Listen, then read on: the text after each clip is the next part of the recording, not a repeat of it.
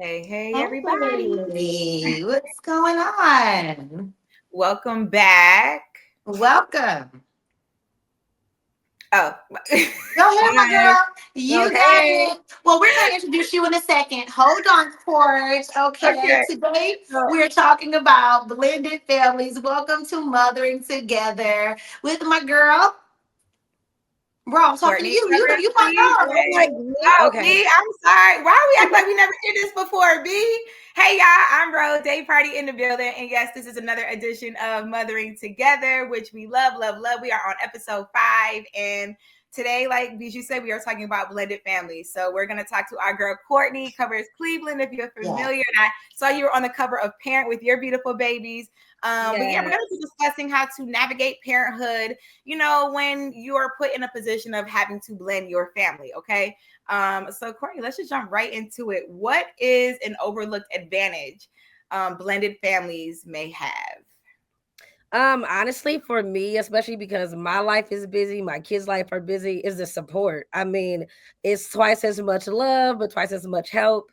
And I think that goes a long way. And I think when everybody can work together cohesively, it makes it easier for the kids and eliminates a lot of challenges that you often encounter in blended families.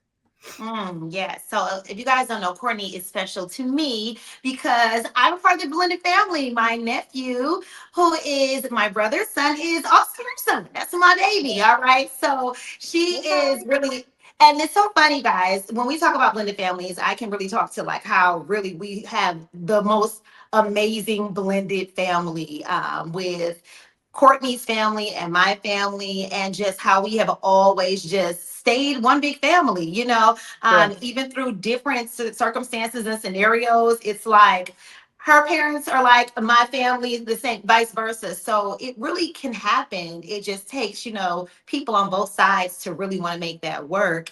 And what are some of the effective ways to help children understand and embrace their unique family identity when you're kind of just trying to go between, two different sides?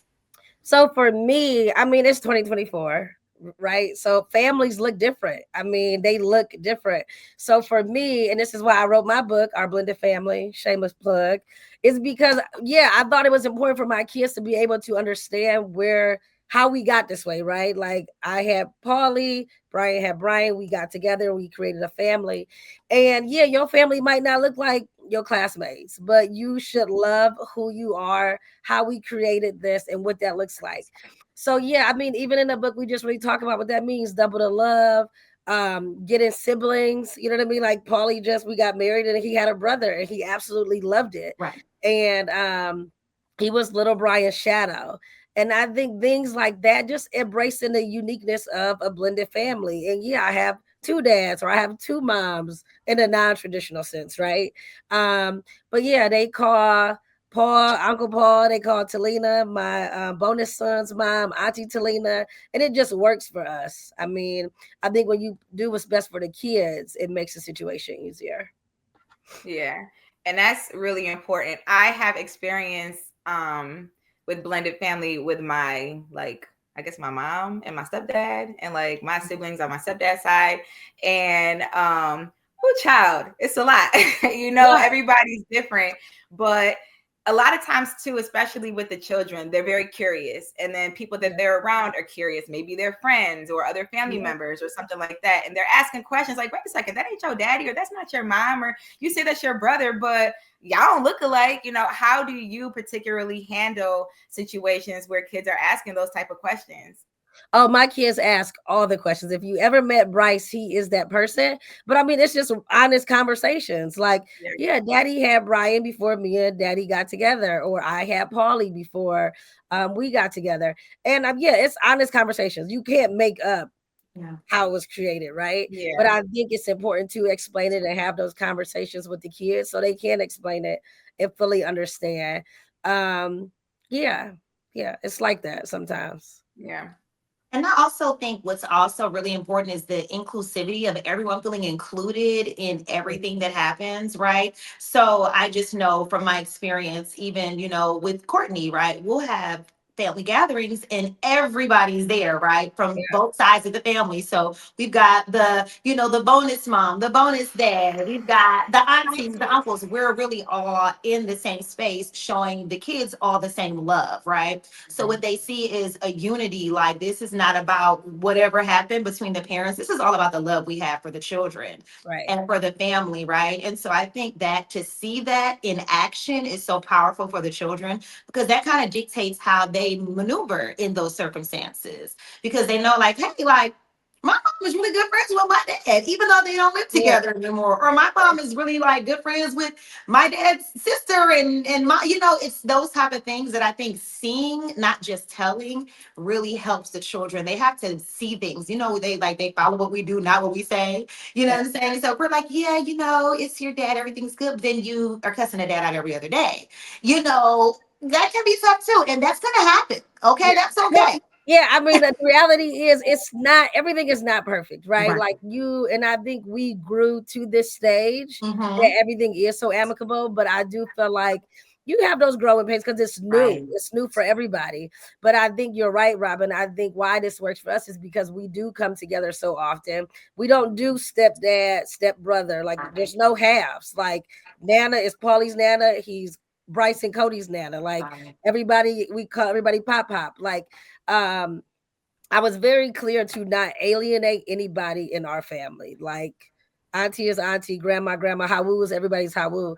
And I think that's also important. I think when you like, well, that's his dad, and then it becomes more complicated. And I Yeah, don't think it ever has to be like that. So for Yeah. sure. I So, agree too. okay. Oh, no, no, no. I was just gonna add to it. I feel like, and everybody's situation is different. Everybody's situation isn't as seamless yeah, and understanding. So I get it if somebody's watching, like, well, wait a second, like y'all sound like y'all got it together over there, but in my situation, it's like this, and that's fine because I think speaking to just creating the unity as best you can is so very important. But I like the point you said, Courtney, about like we don't really put titles. Like I'm not, for example, my siblings from my stepfather, I don't call them my stepsister and my stepbrother. Like that's my sister, you know what I'm saying? And that's my brother. And I don't care if we don't look alike. Like we are family. So I think just making it, your position to just say, you know what, this is my family. Like yeah. however we got here, we're going to embrace each other as family because it's out of love. And then once you do that, I feel like organically it just kind of like falls together, hopefully that way. But yeah, I just wanted to add that I think that is Yeah, but I definitely. mean, I think that is true. And I think like in the beginning when I used to post a lot about our blended family, that was a common thing. Like, how did you get to that point? Or we're not like that, or should I take the other mother out for coffee? It's like do whatever works for you guys. But establishing relationships and having those hard conversations is what's worth it for the kids. Like I could not imagine. And yeah, that like I said, like me and Paul have had arguments before, obviously, you know what I mean? But I could not imagine us being so bad that we cannot communicate for our son, right? Yeah. Or me not have a relationship with you and not going to cousins' birthdays and stuff like that. I just think when the end goal is what's best for the kid, you do what's best as a family and as adults. Right. Yes, yes. Now, I know that, like you guys just said, it's not an overnight process. And so I'm going to go off script a little bit, but just asking about that, for people who are like, okay, I'm trying to get there, but there are so many things like, hurdles. What could you tell, moms or dads who are like, okay, well, I want to, but it's kind of one-sided for them. And I it's think not. it's okay to jump off the bridge, like be that first person. And I said this often to a lot of moms who are like, how do I establish that connection with the other mom? Yes, you be the one to say, hey, do you want to grab coffee? Do you want to have a glass of wine? I think when it's something that you want, you do whatever it takes to build that. And if they don't come around and you already tried your best, and maybe it Right. won't work like that, right? But Right. having that level of respect for the other partner or their spouse or whatever it is important regardless of whether or not you guys can hang out together. Like me and Talina can go to brunch together. We plan parties together. And me and her don't have an issue, right? But that's because me and her, it's important to us that we have a relationship for little Brian, right? So I think just being okay, taking the first step and whatever that looks like. And just working towards this. And also having everybody on the same page. Like the blended brunch was important for me at the holidays because it bothered me that my kids had to say, okay, I'm gonna spend the afternoon at my dad's and then go over grandma's in 2 days. It was like, no, let's just have an event where everybody's under one roof. Nobody has to worry about, oh, send daddy this picture. Like, no, we're just gonna do everything at one time.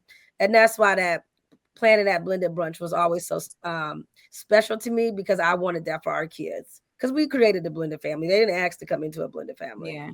I'm gonna I do do that want to again add this too, year because I too. feel like, just We being should. real, there's people watching that are like, I'm not dealing with the father of my child's this or that, or, but we know, you know what I mean? Like, there are situations where in their mind, they're like, this ain't blended. This is my household. I'm not dealing Yeah. with that. You know what I'm saying? It just is what it is. And I like the point of, okay, well, listen, somebody got to be the bigger person at some point. If you do try to make an attempt to just create, a warm, loving environment outside of the household with the other person's girlfriend, boyfriend, spouse, whatever, fine, or parent rather.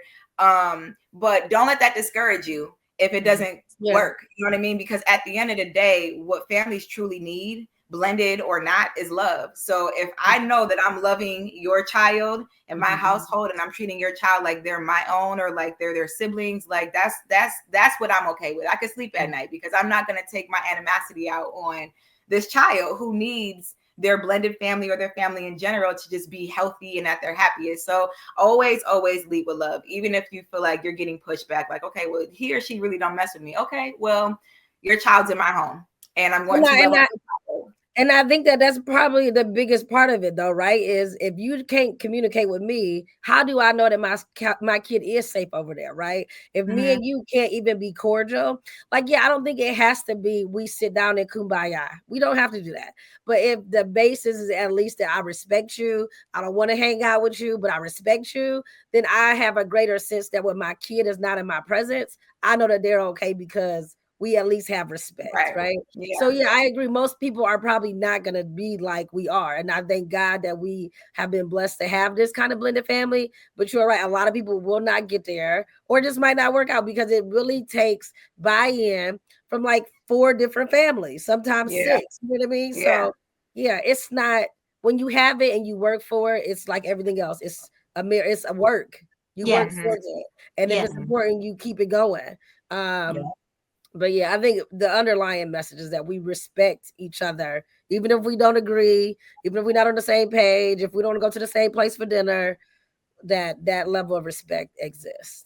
Yes, and Absolutely. it will take time. It is not overnight. So if you're watching this and you're like, I've been trying, it's okay. Keep trying. Keep Don't trying. stop, okay? Because it's like one day it will hopefully click, when you lead with love. It's hard for a person to be hateful when your energy is really that of love, like you said, like so hopefully it works. And like I said, there's different ways to go about it. Everybody's route is different, and we've all had the bumps, the speed bumps, right? Right, Whereas, like, you may take 10 steps forward, then something happens and you take 11 steps back. right, But try again. You know what I'm saying? right. Because there is another person that like you said, Courtney, they didn't choose it. We brought these kids into the world. So it's our responsibility to give them the best, lives possible. Yeah. Yeah, and I think it's healthy to also talk to your kids. I mean, your kids are honest.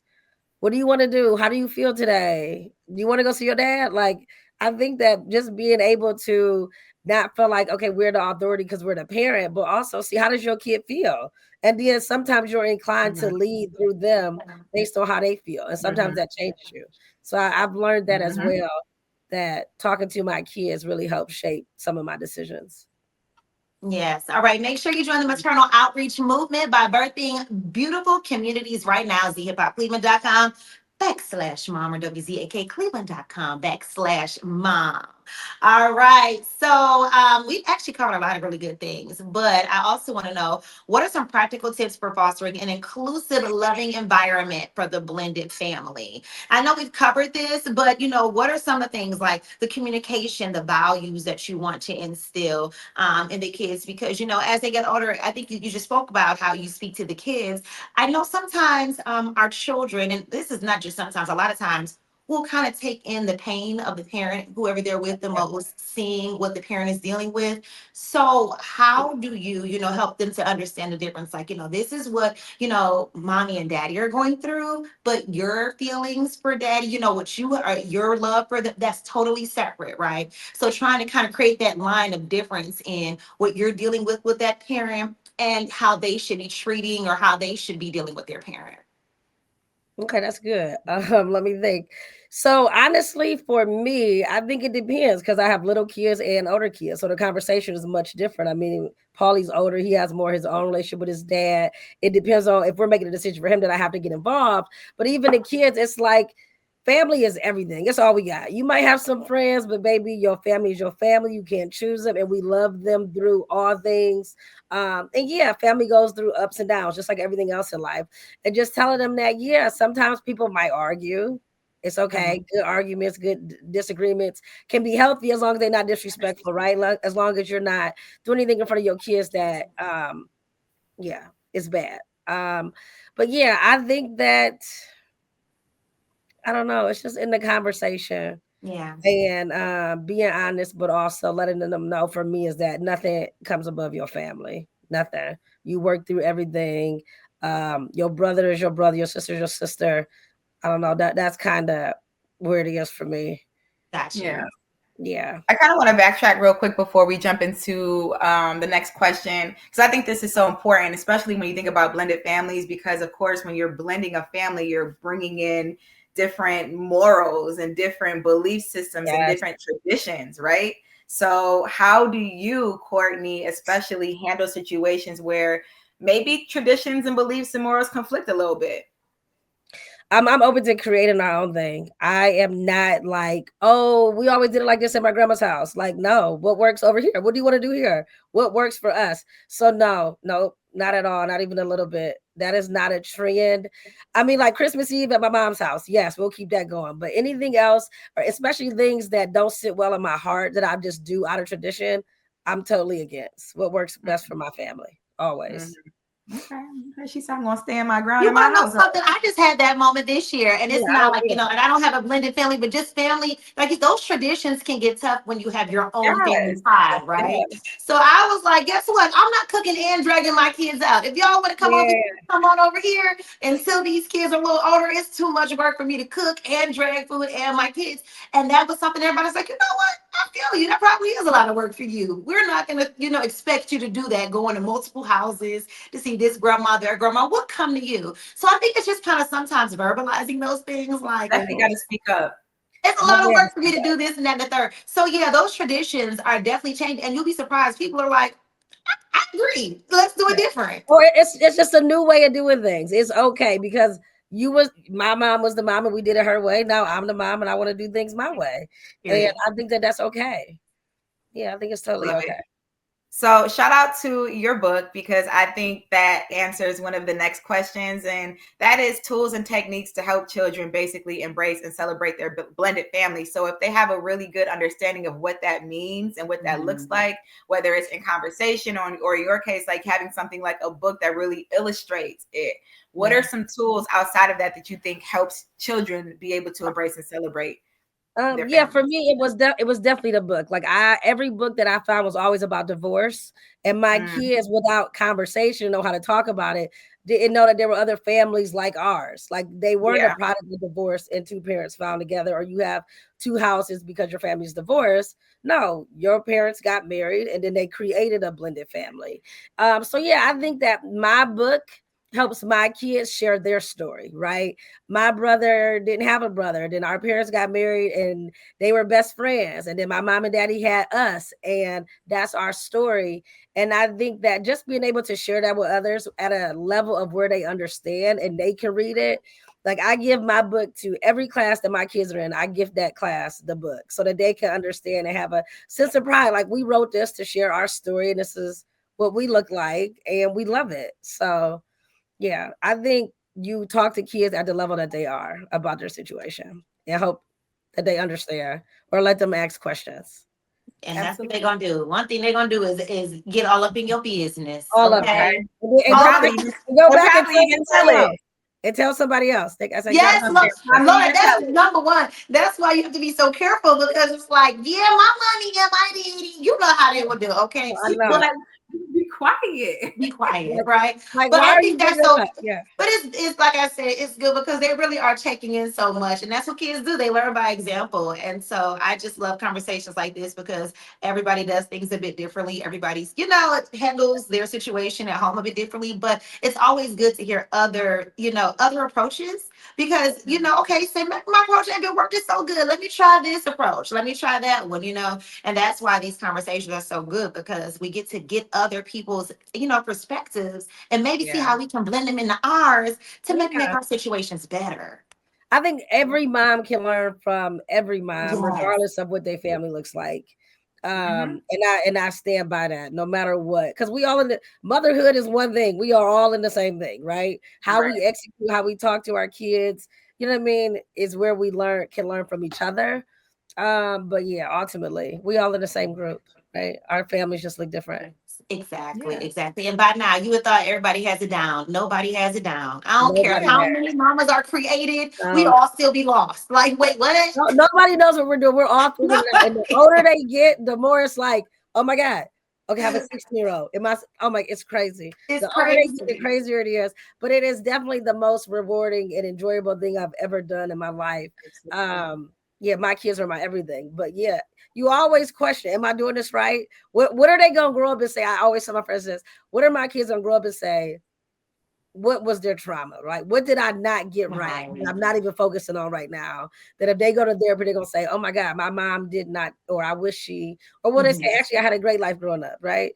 But that's something I always think about because we think we're doing our best, and I think that's why I've tried to engage in more conversation with my kids. Like, how are you doing? How's it going this week? How do you feel about this? How did that make you feel? Right. And I wasn't like that, and I'm like that now. You know what I mean? So I mean, we're all learning and growing together.